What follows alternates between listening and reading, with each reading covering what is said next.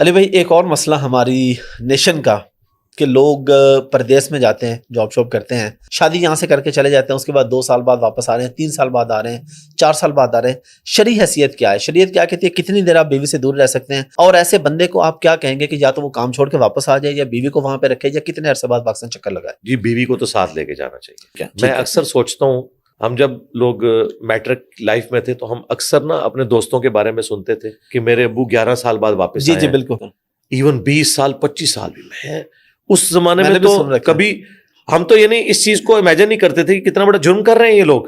جب شعور کی عمر کو پہنچے، دین کی اسٹڈی کی، تو پتہ چلا کہ یہ تو بڑے مجرمین ہیں۔ ان لوگوں نے تو نوکرانیاں بھرتی کر کے اپنے ماں باپ کو پیچھے دی ہوئی ہیں، جو ان کے ماں باپ کو بھی دیکھیں گی اور ان کے بچوں کو دیکھیں گی۔ تو عورت کا یہ حق ہے جو قرآن حکیم سے ہمیں پتہ چلتا ہے کہ جس عورت کے ساتھ آپ نے کوئی اس طریقے سے علیحدگی والا معاملہ کیا ہے تو قرآن میں آیا کہ 4 مہینے سے زیادہ نہیں ہونا چاہیے، اس کا ڈسیژن کرو، یا تو اسے طلاق دو یا اسے اپنے ساتھ رکھو۔ اسی آیت کی بنیاد کے اوپر سیدہ حفصہ نے حضرت عمر کو یہ مشورہ دیا تھا جب انہوں نے پوچھا کہ ایک عورت سے مرد کتنی دیر دور رہے تو وہ عورت برداشت کر سکتی ہے، تو انہوں نے اس آیت کے اوپر قیاس کر کے کہا تھا 4 مہینے۔ سیدنا عمر نے اپنے دور خلافت میں یہ آرڈر دیا تھا کہ کوئی بھی فوجی جو جہاد اور قتال میں گیا ہے وہ 4 مہینے کے اندر ایک دفعہ اپنے گھر آئے گا۔ اس زمانے میں جب ٹرانسپورٹیشن کے ذرائع بھی نہیں تھے۔ آج تو بہت آسانی ہے۔ آج اگر کوئی ایشو ہے تو فائنانس کا ہے، اگر کسی کے پاس ٹکٹ نہیں ہے تو ظاہر ہے اس کے لیے تو آنا مشکل ہے۔ اور کئی لوگ تو ایسی جگہوں پہ جابس کر رہے ہیں کہ ان کی تنخواہ اتنی نہیں کہ وہ فیملی اپنے ساتھ رکھ سکے۔ تو میرا خیال ہے انہیں پھر مرنے سے پہلے اپنی بیویوں سے اپنے گناہوں کی، غلطیوں کی معافی مانگ لینی چاہیے۔ یہ نہ ہو قیامت والے دن جو وہ حقوق پکڑے ادا گئے۔ نہیں کیے۔ اگر ان کی بیویاں ایک مجبوری کے تحت انہیں الاؤ کرتی ہیں پھر تو وہ اسے کنٹینیو کریں، اگر وہ الاؤ نہیں کرتی تو یقیناً پھر اس طرح عورت کو سسپینڈڈ فارم میں چھوڑنا یہ تو بالکل غلط ہے۔ اس چیز کو کنڈیم کرنا چاہیے۔ اور اگر ایسی صورت میں عورت کہتی ہے کہ جی میرے پاس کیونکہ بندہ میرا نہیں آ رہا، 2 سال بعد آتا ہے، میں طلاق لینا چاہتی ہوں، اس ریزن کو بنا کے وہ خلا لے سکتی ہے؟ کیوں نہ لے؟ شادی اس نے کس لیے کی ہے؟ ایک خاندانی نظام کو وجود بخشنے کے لیے۔ اور خاندانی نظام میں بانڈ جو ہے وہ 2 چیزوں سے چلتا ہے، نمبر 1 اولاد اور نمبر 2 سیکس۔ دونوں میں ایک چیز میں بھی ویکنس آئے گی تو رشتہ کمزور ہو جائے گا۔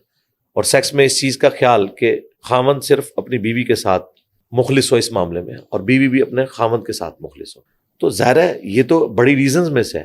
اگلے زمانوں میں جو علماء نے یہ فتوے دیے ہوئے ہیں کہ اگر کسی کا مرد جو ہے وہ سیکچولی ڈسیبل ہے تو وہ عورت بھی خلا لے گی، تو اس زمانے میں تو یہ کوئی تصور ہی نہیں کرتا تھا کہ یہ والا معاملہ بھی ہوگا کہ میاں بیوی اکٹھے نہیں رہیں گے۔ اس زمانے میں تو شادی کا مطلب ہی یہ ہوتا تھا کہ اپنی فیملی لو اور الگ ہو جاؤ۔ اسی لیے میں نے آپ کی ویڈیوز میں کئی دفعہ کہا ہے کہ ساس سسر کا رشتہ اسلام میں ایگزسٹ ہی نہیں کرتا، اس حوالے سے کہ بیوی نے دیکھنا ہے۔ اس سے کوئی یہ نہ سمجھے کہ ہم یہ کہہ رہے ہیں کہ وہ مرد جو ہے اپنے ماں باپ کی خدمت سے عہدہ برا ہو جائے گا، وہ اس نے کرنی ہے، اس کی ذمہ داری۔ ہاں اس کی ذمہ داری ہے۔ ہمارے اپنے کئی جاننے والے ہیں جنہوں نے مطلب اپنے ماں باپ کو الگ گھر میں رکھا ہوا ہے، بیوی کو الگ گھر میں، اور وہ روزانہ جاتے ہیں، اپنے بچوں کو بھی لے کے جاتے ہیں، بیویوں کو بھی وزٹ کرواتے ہیں، اور انہوں نے ملازم بھی رکھ کے دیے ہوئے ہیں، یا کوئی اور ایشو اس طرح کا ان کے ساتھ بنتا ہے تو وہ اپنا اس معاملے کو لے کے چلتے ہیں۔ علی بھائی، مرد کا عورت کو اپنے تمام معاملات شوہر کے یعنی بیوی کو بتانا ضروری ہے؟ یعنی اگر وہ کوئی بزنس کر رہا ہے، کوئی بھی کام کر رہا ہے، عورت کو پورا خرچہ بھی دے رہا ہے، پاکٹ منی بھی مل رہی ہے، ساری ضرورتیں بھی پوری ہو رہی ہیں، اور عورت کہتی نہیں مجھے ایک ایک بات بتائیں؟ بتانی چاہیے، کیوں نہیں بتانی چاہیے؟ ٹھیک ہے۔ بیوی سے زیادہ کوئی قربت کا رشتہ ہو نہیں سکتا۔ پلس کل کو اگر آپ فوت ہو جاتے ہیں تو وراثت تو پیچھے تقسیم ہونی ہے نا، تو بیوی کو ایک ایک بات پتہ ہونی چاہیے۔ میں نے تو ایک ایک ٹائنیز ڈیٹیل بھی اپنی بیوی سے شیئر کی ہوئی ہے اللہ کے فضل سے۔ فائنینشیل معاملات بھی، سوشل ایشوز بھی، کوئی چیز چھپانی نہیں چاہیے۔ ہاں، جو ایسی باتیں جو عورتوں سے متعلقہ نہیں ہیں، جو آپ کے مرنے کے بعد ان سے متعلقہ نہیں ہوں گی، وہ آپ انہیں ڈسکس نہ کریں۔ مثال کے طور پر آپ کسی غریب کی مدد کر رہے ہیں، یہ آپ کا رائٹ ہے، تو ضروری نہیں آپ اپنی بیوی کو بتائیں، یا آپ کسی اپنے ریلیٹیو کی مدد کر رہے ہیں لیکن بیوی کے اخراجات آپ پورے کر رہے ہیں۔ عورت چونکہ ایک دنیا کا متاع ہے نا، اس کا دل بڑا کمزور ہوتا ہے، وہ چاہتی ہے کہ سارا مال میرے اوپر لگے، تو بعض اوقات یہ خطرہ ہوتا ہے کہ وہ آپ کو انفاق فی سبیل اللہ کرنے سے روک دے۔ اس خطرے کے پیش نظر آپ اس طرح کی چیزیں ضرور چھپا لیں۔ باقی جو آپ کے ایسٹس ہیں، آپ کے کاروبار ہیں، وہ ڈکلیئرڈ ہونے چاہیے، پتہ ہونے چاہیے۔ موبائل کا بھی پاس ورڈ پتہ ہونا چاہیے۔ یہ تو پہلے بتا چکے ہیں۔ ہاں، وہ تو میں نے ناظر علی بھائی کی پوڈ کاسٹ میں بھی کہا تھا کہ بھائی اگر آپ مخلص ہیں ایک دوسرے کے ساتھ تو ایسا کوئی معاملہ نہیں ہونا میرے سے بھی پچھلی پوڈ کاسٹ میں نے پوچھا تھا، آپ نے بڑا سپر کلیئر کیا تھا. بالکل کریں. میرے خیال ہے میاں بیوی اتنے کلوز ہیں کیوں نہیں، بلکہ آپ تصور کریں قرآن کہہ رہا ہے کہ ایک دوسرے کا لباس ہے، اس سے آگے تو کوئی بات نہیں ہوتی. میرے لباس اور میرے جسم کا کوئی پردہ نہیں ہے، ٹھیک ہے. میاں بیوی جس لیول پہ ایک دوسرے کے قریب ہوتے ہیں، دنیا میں کوئی انسان دوسرے انسان کے اتنا قریب نہیں ہو سکتا. تو پھر باقی چیزیں تو بڑی چھوٹی ہیں. تو میرا خیال ہے جب آپ اتنے ایک دوسرے کے قریب ہیں تو یک جان دو قالب والی بات ہونی چاہیے. میاں بیوی کو ایک ایک چیز شیئر کرنی چاہیے. اور اگر یہ ٹرسٹ ہی نہیں ہے تو یہ رشتہ یعنی گرل فرینڈ اور بوائے فرینڈ کا تو رشتہ نہیں ہے، ایک خاندانی نظام ہے جس میں ایک ایک چیز آپ کو ڈسکس کرنی ہوگی. ہاں جن معاملات میں آپ کو خطرہ ہے کہ آپ نے کوئی ایسی چیز ڈسکس کی تو یہ ٹیمپرامنٹ لوز کر جائے گی اور آپ کے مشن میں رکاوٹ بنے گی، ابھی اس کی اس لیول کی گرومنگ نہیں ہے، وہ چیزیں آپ ضرور ڈسکس نہ کریں، کیونکہ عورتیں کمزور دل کی ہوتی ہیں، اور اگر آپ نے ان کو مضبوط دل کا کر لیا ہے تو آپ ضرور چیزیں ڈسکس کریں. علی بھائی، شوہر کے بیوی پر اور بیوی کے شوہر پر کیا حقوق ہے؟ سب سے بڑا حق تو یہ ہے کہ ایک دوسرے کے ساتھ مخلص ہوں. جی بخاری مسلم میں حدیث ہے کہ میں اپنے بعد مردوں کے لیے سب سے بڑی آزمائش ان کی عورتیں چھوڑ کے جا رہا ہوں، یعنی ان کے ساتھ حسن سلوک کرنا ہے.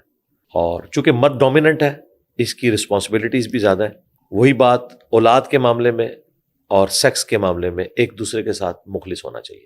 بخاری مسلم میں حدیث ہے تم میں سے ہر شخص نگہبان ہے، اس سے اس کی رعیت کے بارے میں پوچھا جائے گا. پھر نبی علیہ السلام نے کہا ایک حکمران نگہبان ہے اپنی رعایا کے اوپر، اس سے پوچھا جائے گا اس کے بارے میں. پھر فرمایا ایک مرد اپنی بیوی اور بچوں کے اوپر نگہبان ہے، اس سے اس کے بارے میں پوچھا جائے گا. اور بیوی سے اپنے مرد کی دولت اور اولاد اس کے بارے میں پوچھا جائے گا، اس کے ساتھ خیانت والا معاملہ نہیں کر رہے. میرے خیال ہے ساری چیزیں اس کے اندر آ جاتی ہیں. میں نے جو اتنی مختصر گفتگو کی ہے، ایک حدیث کے اندر سب کچھ آ گیا کہ آپ نے ایک دوسرے کے ساتھ مخلص رہنا ہے، ایک دوسرے کی ہیومن ڈگنیٹی کو وائلیٹ نہیں کرنا. نبی علیہ السلام نے صحیح مسلم میں حدیث ہے فرمایا کہ کوئی بھی مسلمان اپنی مؤمنہ بیوی سے بغض نہ رکھے. بخاری مسلم میں حدیث ہے عورت ٹیڑھی پسلی سے پیدا ہوئی ہے، اسے سیدھا کرنے کی کوشش نہ کرو، اس سے نفع حاصل کرو. اسے سیدھا کرو گے یہ ٹوٹ جائے گی، اور اسے توڑنا اسے طلاق دینا ہے. یعنی عورتوں کے ساتھ کمپرومائز کرنا ہے. بخاری مسلم میں حدیث ہے نبی علیہ السلام نے فرمایا عورت کی نیچر ایسی ہے، بائی نیچر اللہ نے بنایا ہے، اس کا قصور نہیں ہے، اس کو اللہ نے بنایا ہے، یہ سیفٹی والو ہے کہ وہ غصہ بھی جلدی کھاتی ہے اور ٹھنڈی بھی جلدی ہو جاتی ہے. کہ اگر پوری زندگی اس کے ساتھ نیکی کرو نا، اور کبھی ایک دفعہ کوئی تکلیف تم سے اسے پہنچے تو بخاری مسلم کے الفاظ ہیں یہ تمہیں کہے گی جب سے تیرے عقد میں آئی ہوں میں نے سکھ کا ایک دن بھی نہیں دیکھا. اچھا یہ دیکھیں یہ حدیث مجھے تو اتنا صبر دیتی ہے. مجھے کبھی اگر خدا نہ خواستہ اپنی بیوی سے کوئی تکلیف آئے نا اور وہ اس طرح کا کوئی جملہ بول دے تو میں اس کے جواب میں غصے میں نہیں آتا، میں ہنستا ہوں اور کہتا ہوں صدق رسول اللہ نے سچ فرمایا تھا. مجھے تو غصہ آتا ہی نہیں الحمدللہ، میں تو اپنے نبی کو یاد کر پہلے ہی بتا دیا گیا. ظاہر ہے دیکھیں پہلے آپ کو پتا ہو تو آپ کو صبر کرنا آسان ہوتا ہے. بالکل الحمدللہ.